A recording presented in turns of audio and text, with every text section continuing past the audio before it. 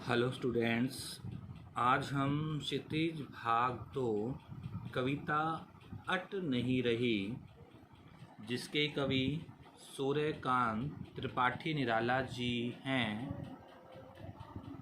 इस कविता का अध्ययन करेंगे। और जो ये कविता है उसमें कवि ने फागुन माह की, जो फागुन का महीना होता है ना, उस माह की मादकता का वर्णन किया है कि जो फागुन मास की जो मादकता है वो इतनी अधिक होती है कि वो समा भी नहीं पाती। तो अट नहीं रही है आभा फागुन की तन। अट नहीं रही कविता का नाम है आपकी आभा फागुन की तन। तो यहाँ जो निराला जी हैं वे किसकी सुंदरता का वर्णन कर रहे हैं? फागुन की। किसकी? फागुन मास की सुंदरता का वर्णन कर रहे हैं, फागुन मास की। तो कवि कहता है कि फागुन मास की जो आभा है या जो उसकी मादकता है वो इतनी अधिक है कि सट नहीं रही। सट नहीं रही अर्थात समा नहीं रही है, कि हम जितना भी उसको ना देखने का प्रयास करते हैं उतना ही वह हमें अपनी ओर आकर्षित करती है। तो अट नहीं रही आभा फागुन की तन। तो कवि कहता है कि जो आभा है किसकी? फागुन मास की जो मादकता है वह इतनी अधिक है कि सट नहीं रही अर्थात समा नहीं पा रहे हैं। अर्थात कहने का भाव है कि छलक छलक कर वो और बाहर आ रही है। तो कवि का जो कहने का भाव है कि जो फागुन मास में जो प्रकृति की सुंदरता है वो इतनी अधिक अनुपम और अनोखी होती है कि वह पूर्णतः हमारे शरीर में समा नहीं पाता है। कहीं सांस लेते हैं तो कवि कहता है कि इस जो ऋतु के में हर जगह हरियाली और सुगंधित वातावरण देखने को मिलता है। तो कवि कहता है कि हम जहाँ कहीं भी सांसें ली जाती है, सांस लेते हो घर घर भर देते हो। अर्थात क्या है कि हम जहाँ भी सांसें ली जाती हैं तो वहाँ से सुगंध ही सुगंध आती है। अर्थात कहने का भाव क्या है, मैंने अभी आपको बताया कि इस जो फागुन की जो ऋतु है उसमें पेड़ पौधे हरे भरे, फूल क्यारियाँ भी, फूल जो हैं तरह तरह के फूल खिल जाते हैं।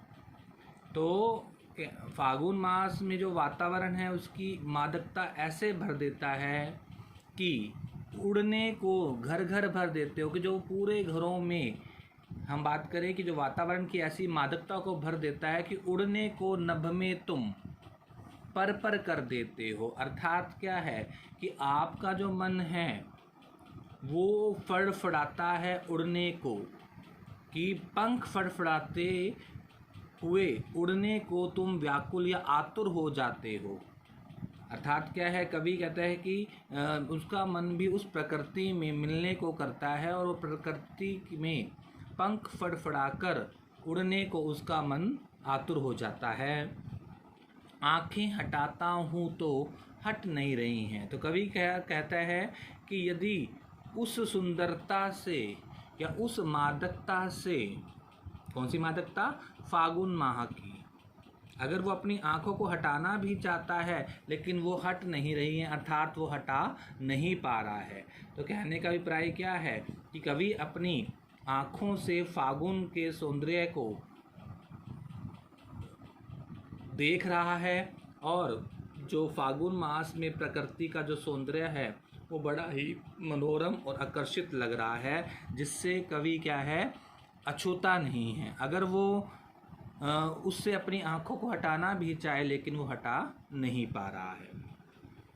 तो इस पहरे में कवि ने फागुन मास की सुंदरता का वर्णन किया है, प्रकृति का सुंदरता का वर्णन किया है, मुहावरों का प्रयोग भी देखा जा सकता है। इसमें आँख हटाना है जैसे, और अट पाना, और अनुप्रास अलंकार भी है, पुनरुक्ति प्रकाश का भी प्रयोग हुआ है। घर घर में, पर में पुनरुक्ति प्रकाश अलंकार का भी प्रयोग किया गया है। अगले पहरे की तरफ कि पत्तों से लदी डाल कहीं हरी कहीं लाल। अब कवि देखो किसकी सुंदरता की, फागुन महीने की प्रकृति की सुंदरता का वर्णन कर रहा है। तो कहता है कवि कि फागुन मास में चारों तरफ हरियाली छा जाती है। पत्तों से लदी डाल अर्थात क्या है, वृक्षों पर नए नए पत्ते लग जाते हैं। पत्तों से लदी डाल कहीं हरी कहीं लाल। तो कवि कहता है कि फागुन मास में हर तरफ हरियाली ही हरियाली छा जाती है, और जो वृक्ष हैं वो किससे हैं, उसमें नए नए पत्ते लग जाते हैं, और कहीं पत्ते हरे होते हैं और कहीं पर लाल भी, कहीं लाल लाल दिखाई देते हैं और कहीं पर हरे हरे दिखाई देते हैं। कहीं पड़ी है उर्मे मंद गंध पुष्पमाल। और कवि कहता है कि कहीं वृक्षों के गले में, कहीं वृक्षों के गले में मंद मंद सुगंधित फूलों की माला दिखाई पड़ती है। मंद गंध पुष्पमाल अर्थात पुष्प होता है फूल, माल मतलब मालाएं, गंध सुगंधित, और मंद धीरे धीरे, मतलब कि मंद मंद सुगंधित फूलों की माला दिखाई दे रही है।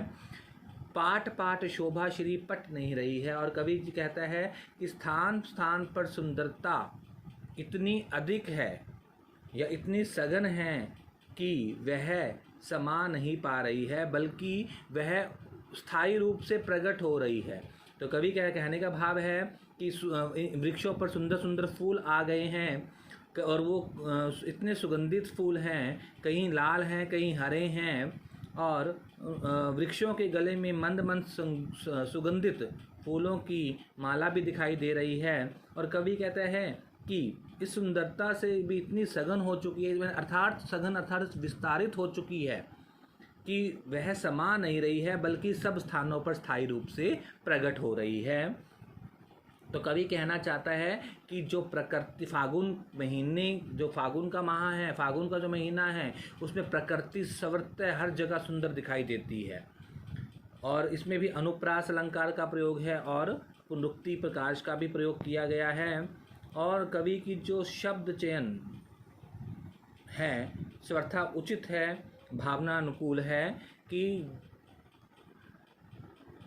और जो कवि ने हमारी जो पहली जो कविता थी बादल उत्साह, उसमें वो बादलों का आह्वान कर रहा था सूर्यकांत त्रिपाठी निराला जी, और अट नहीं रही में फागुन माह के सुंदरता का वर्णन किया है। तो सबसे पहले हम इसके मैंने अट का मीनिंग हमने बताना है समाना।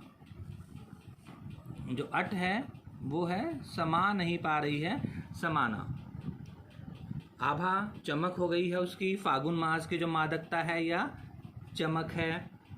उसके बाद फागुन आप समझते हो होली का के बाद एक सुहावना मौसम आता है, होली का जो त्यौहार आता है उसके बाद एक सुहावना मौसम है, मंद धीमा होता है। पुष्प माल, मैंने आपको बताया पुष्प क्या होता है, फूल, और माल मतलब माला, फूलों की माला। शोभाश्री सौंदर्य से भरपूर, शोभाश्री का मतलब क्या होता है, सौंदर्य से भरा हुआ। तो सभी बच्चे इसी कविता को अच्छी तरह पढ़कर